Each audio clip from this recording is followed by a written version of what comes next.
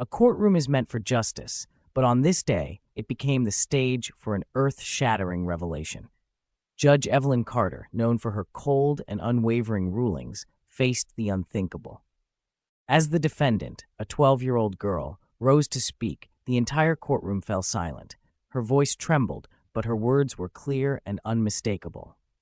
"You're my mom." The air thickened.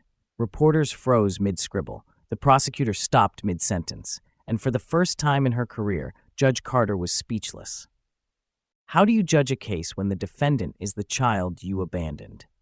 Stay tuned to find out how this heartfelt story unfolds, and tell us in the comments where you are watching from. The courtroom was packed, shoulder to shoulder with reporters, lawyers, and onlookers who had been drawn to the case. The air was thick with anticipation, murmurs slithering between the wooden pews as people speculated about what was about to unfold. At the defendant's table, a 12-year-old black girl sat, her tiny frame swallowed by an oversized hoodie. She looked fragile, too young to be here, too small for the oversized wooden chair that dwarfed her presence. Her hands, balled into fists, gripped the table edge so tightly her knuckles turned white. Across from her, presiding over the case with her usual cold authority, was Judge Evelyn Carter, a woman known for her no-nonsense rulings, a reputation built on logic rather than sympathy. She was ruthless in the courtroom, unyielding in her pursuit of justice. To her, cases were black and white, no gray, no second chances. But today was different. All rise for the Honorable Judge Carter. The bailiff's voice rang out, commanding the room to its feet. Evelyn Carter stepped onto the bench, her gavel in hand, her gaze as cold as steel. But when she glanced at the defendant, the young girl whose eyes were locked onto her with something raw, something piercing, something familiar, something shifted in her chest. "Defendant, state your name," Judge Carter ordered, flipping through the file. The girl's lips trembled. Her voice, when it came, was quiet but unwavering. "Kimmy." Silence stretched for a moment. "Kimmy, what?" the judge pressed. The girl swallowed hard. She took a breath. Then, with a courage that no child her age should have to muster, she raised her chin and let the words fly. "You're my mom." The courtroom froze. A collective gasp rippled through the crowd like a thunderclap. Judge Carter's breath caught in her throat. Her fingers stiffened over the gavel, her vision blurring at the edges. It was as if the world had tilted, as if the air had been sucked from the room. "No," she whispered before she could stop herself. Kimmy's small shoulders straightened. Her lips quivered, but her voice didn't waver this time. "You gave me away when I was a baby." A tear slipped down her cheek, but her gaze never broke away from the judge's. "My foster mom told me everything." Gasps filled the courtroom. The reporters scribbled furiously. The prosecutor's eyes darted from the girl to the judge. Confusion etched across his face. Evelyn Carter's heart slammed against her ribs. Her world, one carefully built on logic, law, and an unshakable reputation, was collapsing right in front of everyone. A judge, a woman of the law, a figure of authority. And now she was something else entirely. A mother who had abandoned her child. Judge Carter gripped the edge of her desk, her knuckles white. The quiet hum of the courthouse felt distant, as if she had been thrown into an abyss of memories she had long buried. She squeezed her eyes shut, but it did nothing to block out the echoes of the past. She had been just 18, young, scared, and backed into a corner by parents who spoke of shame and ruin. "You can't raise a child alone," they had told her. "This is the only way." She hadn't fought back. She had signed the papers. She had walked away. And now, the child she had abandoned was sitting in her courtroom, calling her out in front of everyone. A knock at the door yanked her back to reality. "Judge Carter?" It was her clerk, cautious, uncertain. "The courtroom is waiting." She inhaled sharply. She was Judge Carter, not Evelyn, the scared teenager. She adjusted her robe, set her expression into a cold mask, and opened the door. As she stepped back into the courtroom, all eyes were on her. The murmurs quieted. Reporters leaned forward in anticipation, and at the defendant's table, Kimmy was still staring at her, waiting for answers. Judge Carter settled back into her seat, ignoring the pounding in her chest. "This court is back in session," she announced. "Proceed." The prosecutor hesitated.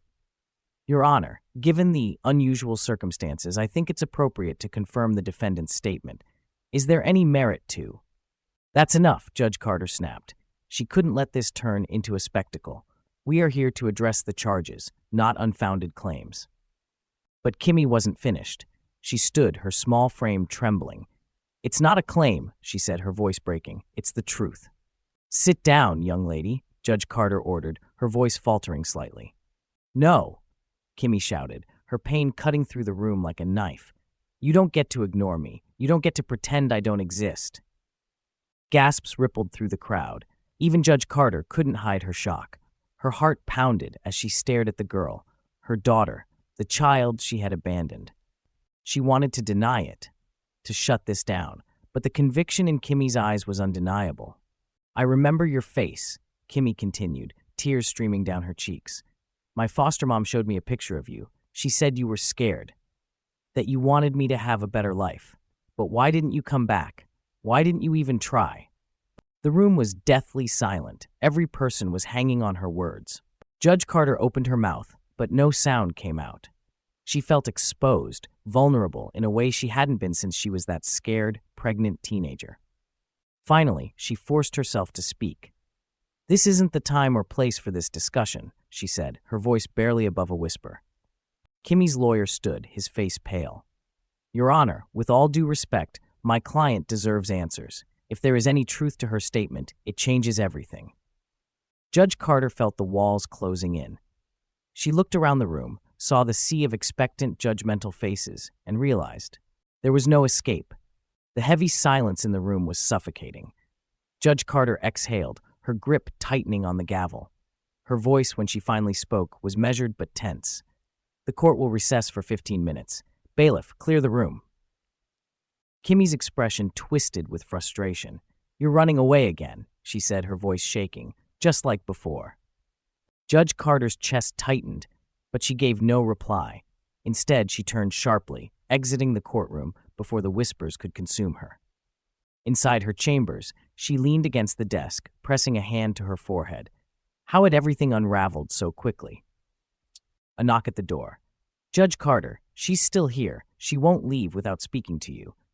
Carter hesitated before inhaling deeply. Send her in. The door creaked open, and Kimmy stepped inside. Her face was streaked with dried tears, her small hands balled into fists at her sides. Why? She whispered. Why didn't you want me? Judge Carter swallowed hard, her walls cracking. It was never that simple. Judge Carter sat stiffly behind her desk, the weight of Kimmy's stare pressing against her like an unbearable force. The young girl stood just a few feet away, her arms crossed, her small frame rigid. But beneath her anger, there was something deeper, a desperate need for answers. Why didn't you want me? Kimmy whispered, her voice thick with hurt.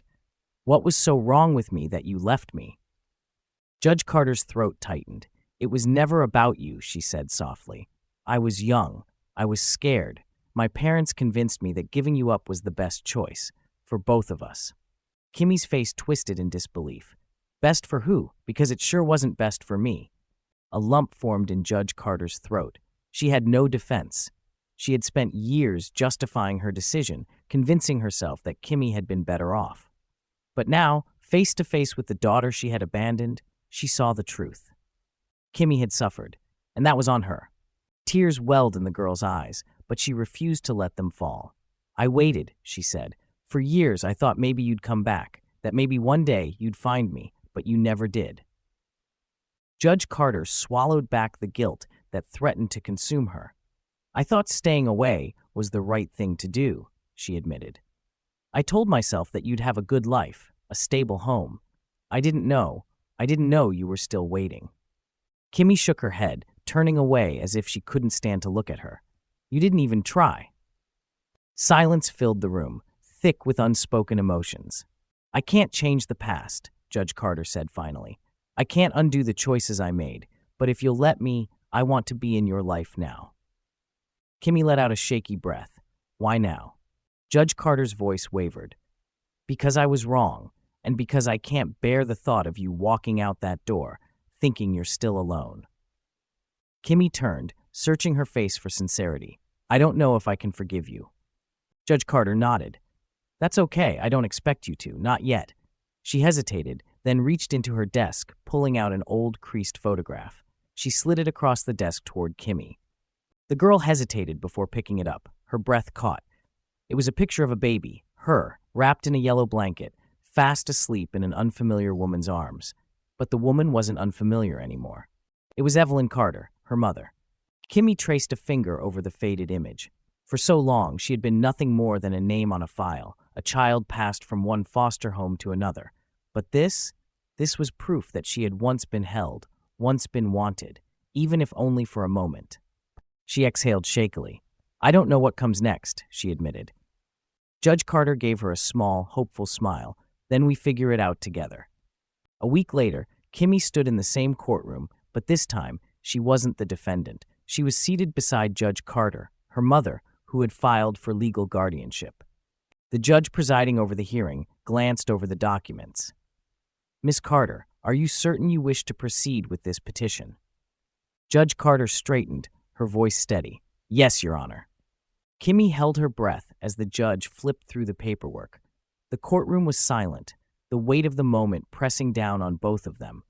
This wasn't just a legal process, it was a promise. The judge set the papers down. Then I see no reason to deny this request. As of today, Kimmy officially becomes your legal daughter. Tears welled in Kimmy's eyes. For the first time in her life, she belonged. Judge Carter turned to her. We have a lot to figure out, she admitted, but you're not alone anymore.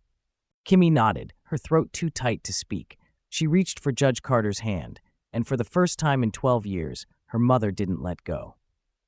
Stories like this remind us of the incredible resilience of the human spirit, the power of truth, forgiveness, and second chances.